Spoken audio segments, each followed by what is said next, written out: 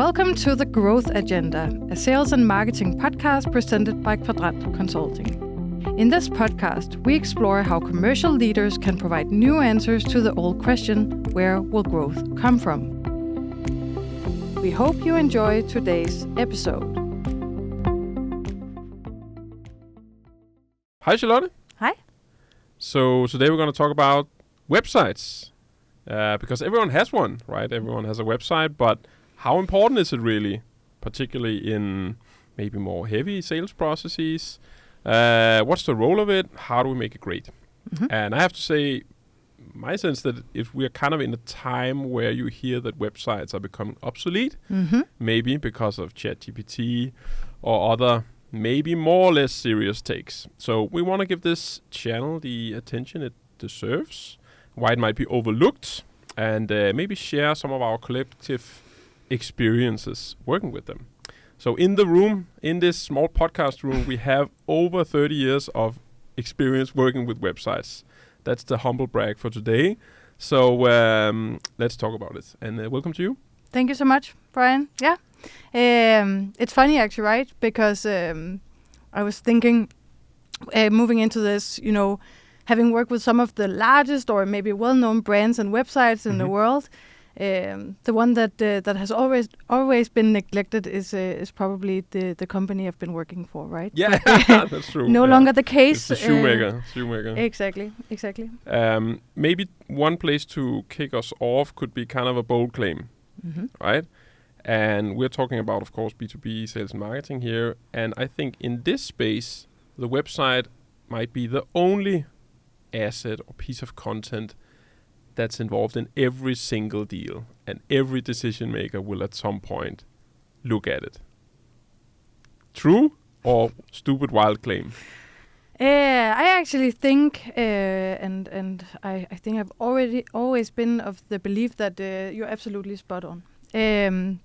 So especially in B2B, it's not shopping for a couch, right? You can't just go see the product. Originally or traditionally, B2B has been very much about this whole thing about making killer events or fairs where you could actually go and see the product. But if I am let's say I'm a massive food manufacturer and I'm looking for some new equipment to both complete whatever I'm producing, but also help with energy consumption, water waste, or whatever. I need more than an event or a showcasing of this product. So I need some place to go where I can actually find all the information I need, also to compare against competitors, make calculations about TCO, etc., etc. And that is the website. So it's much more critical, I would say, in the B2B space than that it is in B2C or retail or whatever. For sure. Yeah, and I think also what some of the research shows that it's also in the full journey. So what you're talking about here, which is super cool, is kind of that research phase. What product am I going to get? What solution should I buy? But also all the other people that's involved in buying that check you out. Like, is this a company I can trust, or do they feel like a safe place to buy? Can I approve of this purchase, right? Yeah. So yeah, that's spot on. Yeah, so it's a core thing, I would say, for all the stakeholders involved in a buying journey today. All right. So I think that was the easy part. We violently agree that it's important. And maybe I think we also agree that it can be overlooked, right? And that maybe because we've had websites for so long and it's kind of one thing that goes on a little bit on the side, and we don't visit our own website all the time. Why would we? That would be a weird thing to go and do. So I think that could be one of the reasons why it might be overlooked. So maybe one thing to talk about is kind of, if I am a large enterprise B2B company making a website, what are kind of some of the pitfalls to watch out for? Where does it go wrong? So I first and foremost think that too many find the website as this big technology or feature monster, right? and it's digital, so it needs to be super cool and do all these kinds of things. So what I've seen, at least, is some companies being overly focused on creating these features, and maybe also to the fault of the digital agencies or consultancies helping them. Yeah. Right. So it's let's revolutionize how people search or how the menu works, how the chatbot talks, and all of this. So they actually sort of forget what it's supposed to do and get hung up on these technological features, which is super difficult to maintain, difficult to get right, and we actually don't know what the value is. Yeah. So it kind of becomes a technological playground. Exactly. And I think you have such a cool point with navigation because, of course, as people, we visit thousands of websites. And when you land on something you've never been on before, maybe it's pretty good to have some things that look like the other 1,000 websites and not have something completely unique to you. I think that's a completely independent point that I think is pretty strong. Yeah, there's really something about being the first mover here, right? In terms of UX, is that really where you should put your money? So technology, I think, one big pitfall. Technology, and then what just came to mind actually was speaking of the many stakeholders involved in the journey, right? I think any company would love to be top of mind with the C-suite of their core buyers, but that there's a risk of not really defining and understanding who we are actually talking to.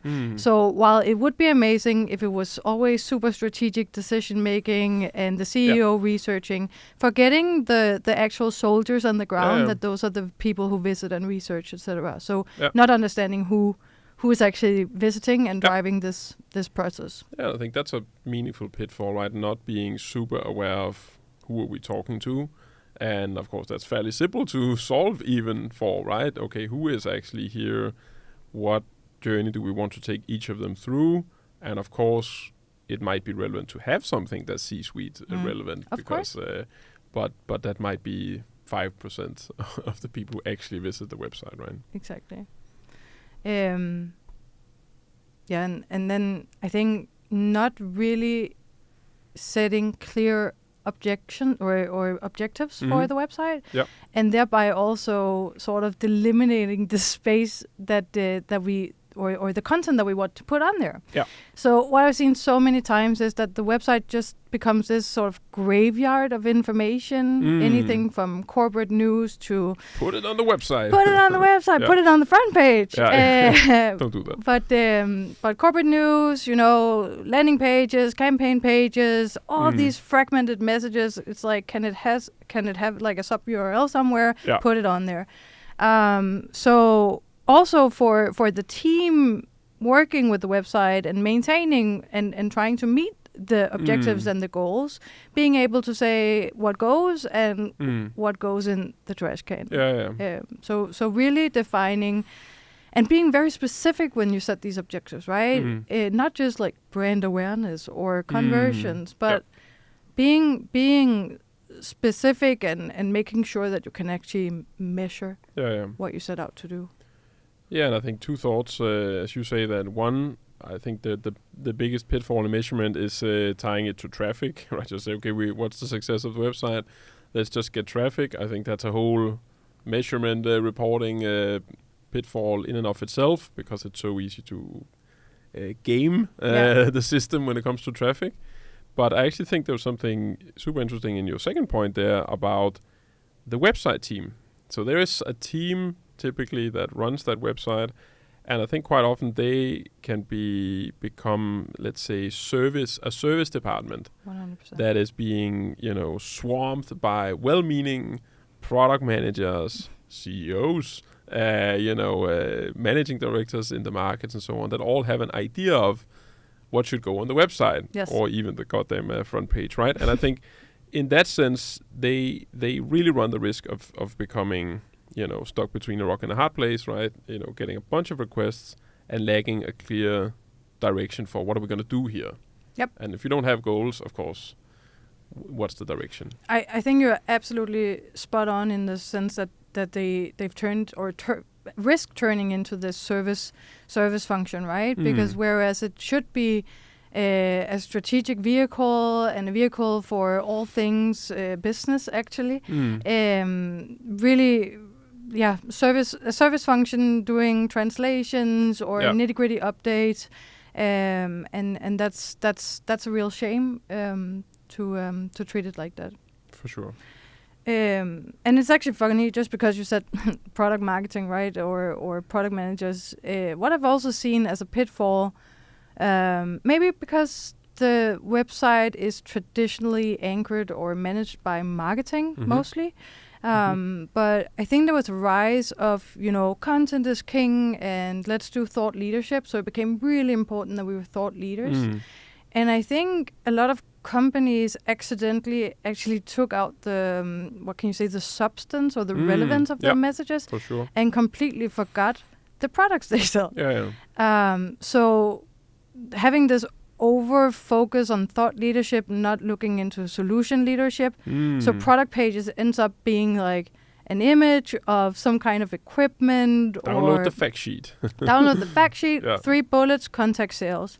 No, thank you. Right? So some companies really excel in demonstrating, showcasing how it works. And I think maybe, there's a tendency that B2B overly communicate on change and meta things. No, for sure. And forget the actual product. Yeah, and I think part of that I've already seen is that, there is an agency, right? And sometimes you develop a hero ad or video or whatever, and then that somehow ends up driving the website, which makes no sense, because a beautiful or informative or inspiring ad is great, but it has nothing to do with how people use a website, which is further down the funnel.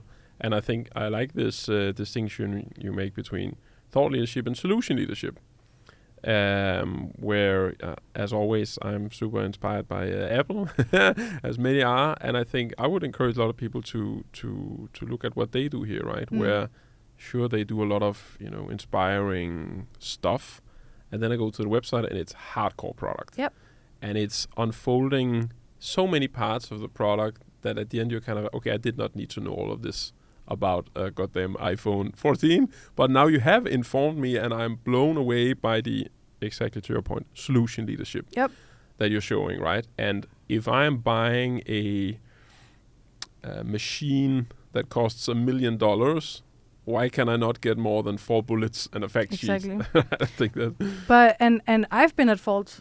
I've been to blame for this, I would say, in my career, right? And it really also, it's also what is the starting point for this website, right? Coming back to that, what am I looking to achieve? Because I have created revolutionizing features or super cool heroes, and now I am sitting here today much more with commercial goggles on and thinking completely different about it, right? So it's no one's fault, you could say, but really it's just this whole thing about being able to sit down and really define why you're doing what you're doing, and not just going for it.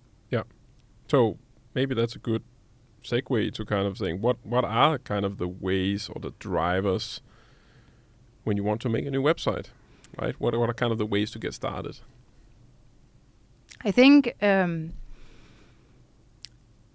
what I've seen in the past is, we have this newly promoted CMO or a new CMO or someone high up in marketing.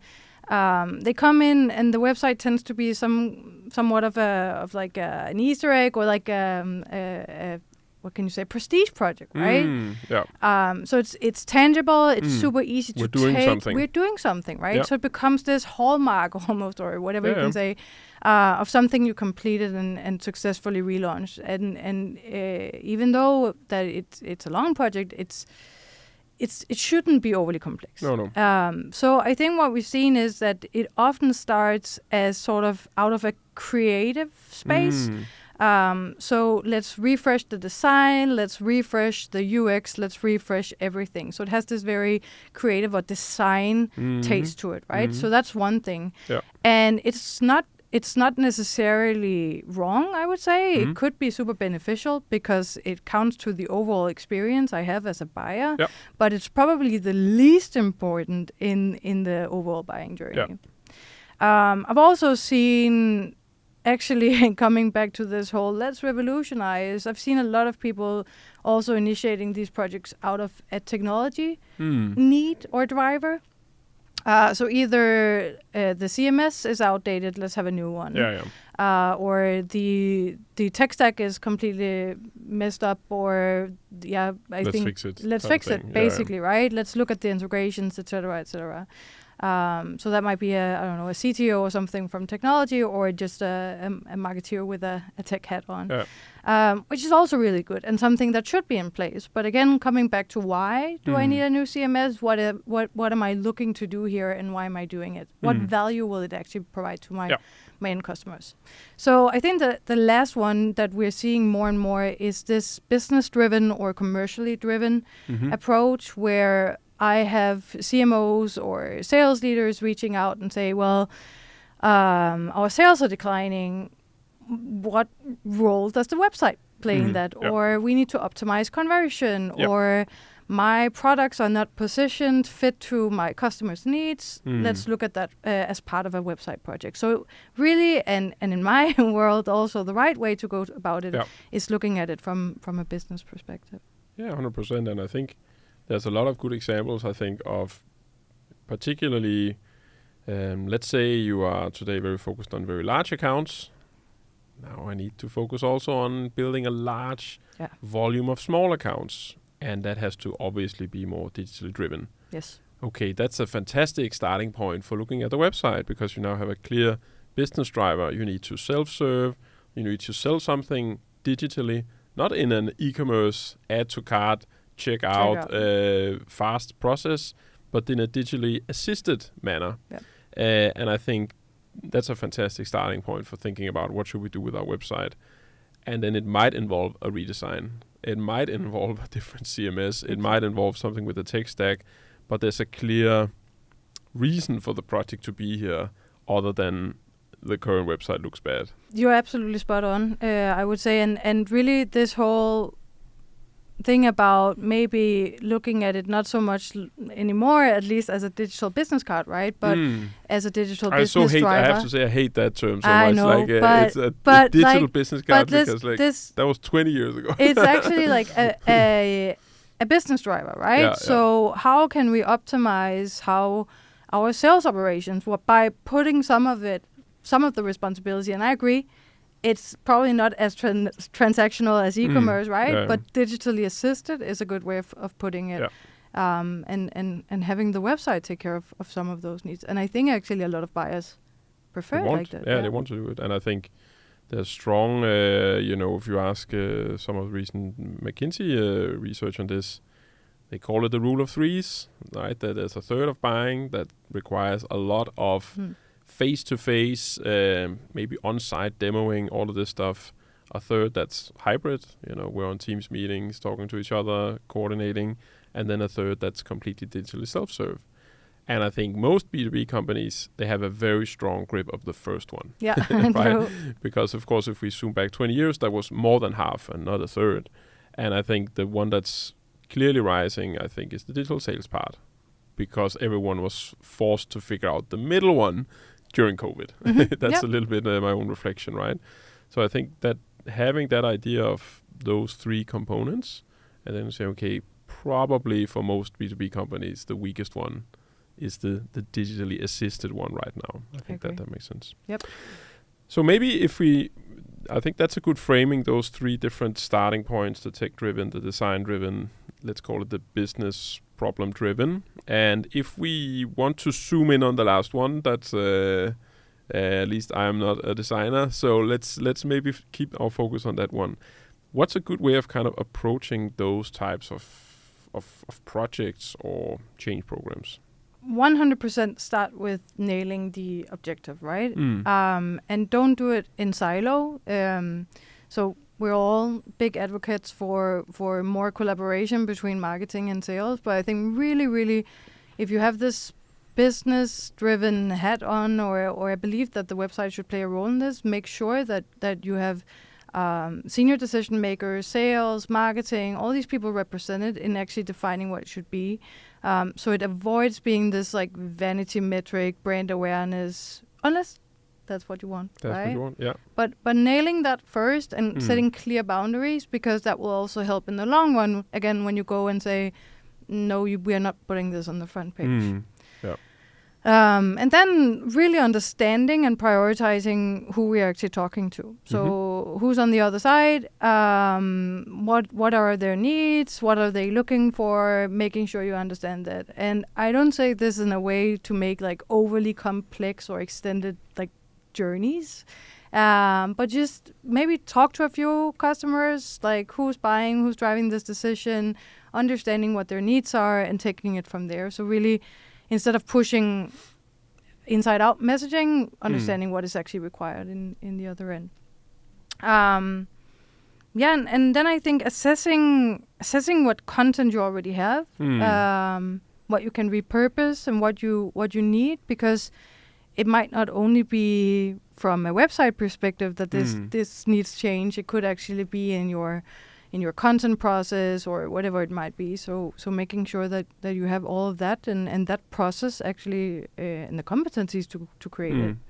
I guess many companies have too much, right? And like we have both things going on the website sometimes, to your earlier point, that there can be thousands and thousands and thousands of pages of more or less, sometimes less visited content.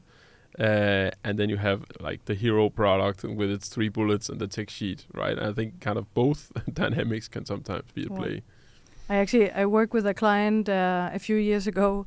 I think we found out they had more than 1,000 like actual ebooks or sheets or whatever on their website. And they did some quick analysis and they were like, okay, only 8 has been clicked the last year. That's rough. And it was rough realization, because they had this amazing team of people just sitting there producing. It was high quality, it was all of that, but it drowned. So 100%. I think also what next step is really understanding, coming back to that menu perspective, right? How do we want people to navigate this? What is my sort of my junction for moving people further? So both in terms of menu and site structure, sitemap and all of that, because that is actually, it's where most difficult decisions I think are actually taken. I also think that I always had the perspective navigation is also communication.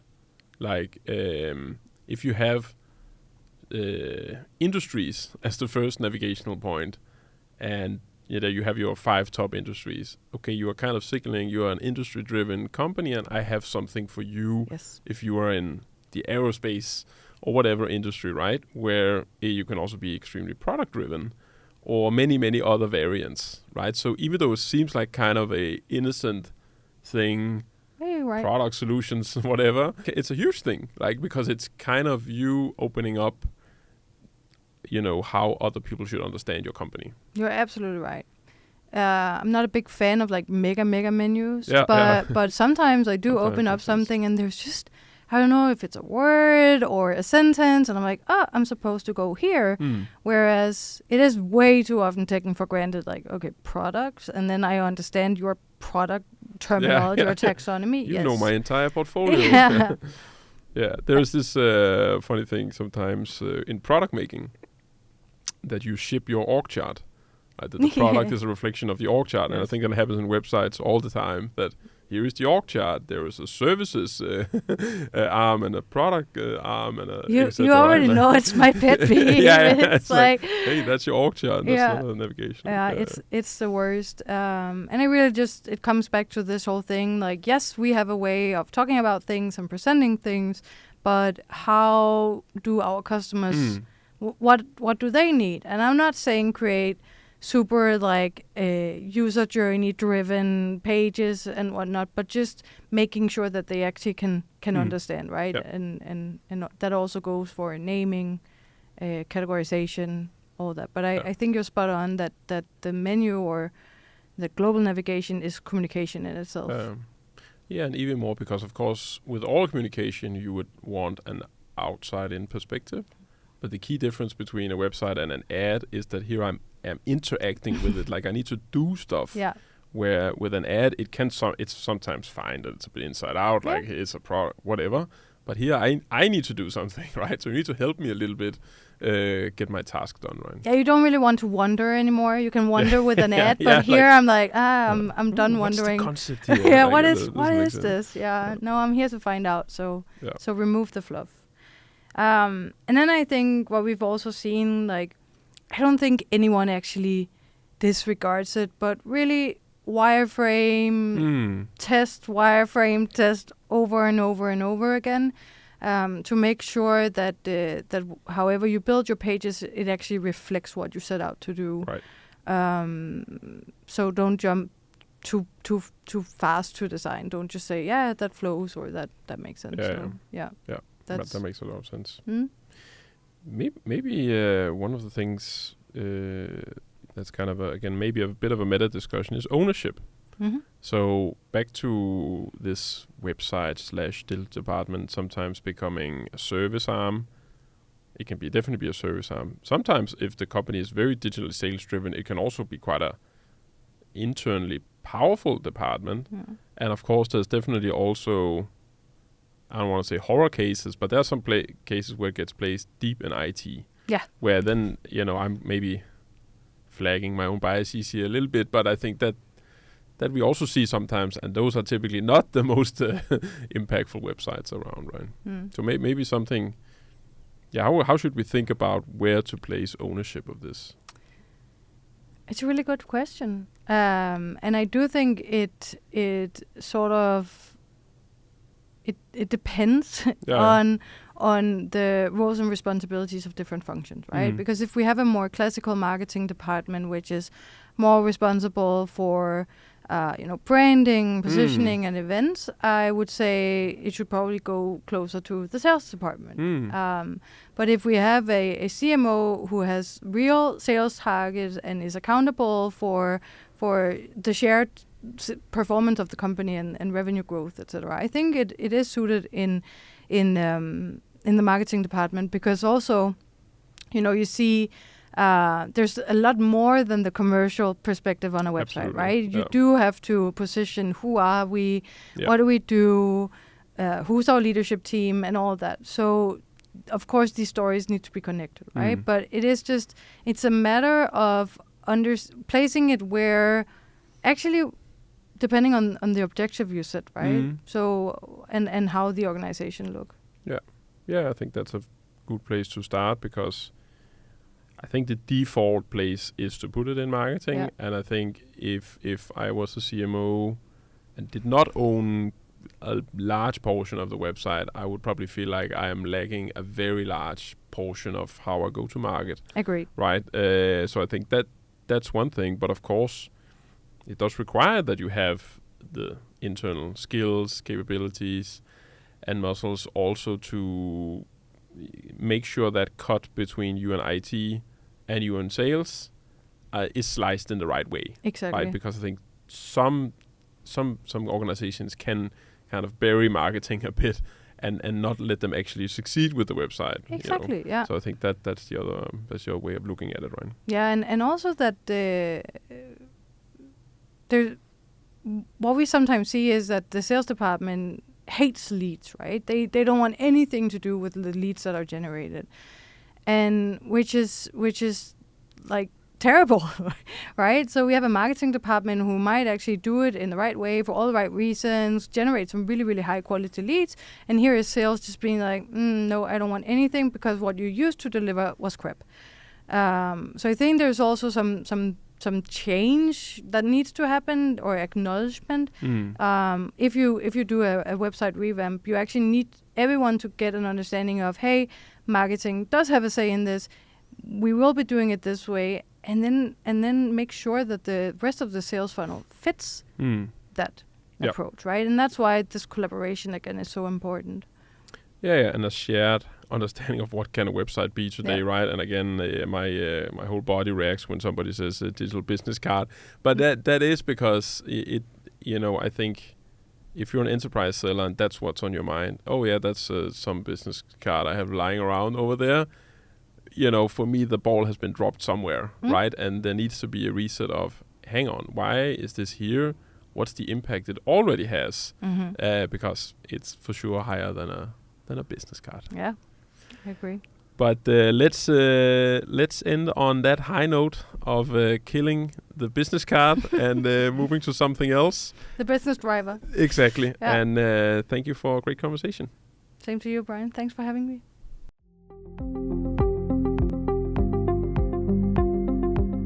Thank you so much for listening to this episode.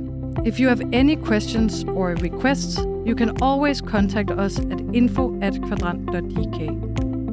If you want to know more about Kvadrant Consulting, please be sure to follow us on LinkedIn, subscribe to our newsletter, or go to our website kvadrant.dk.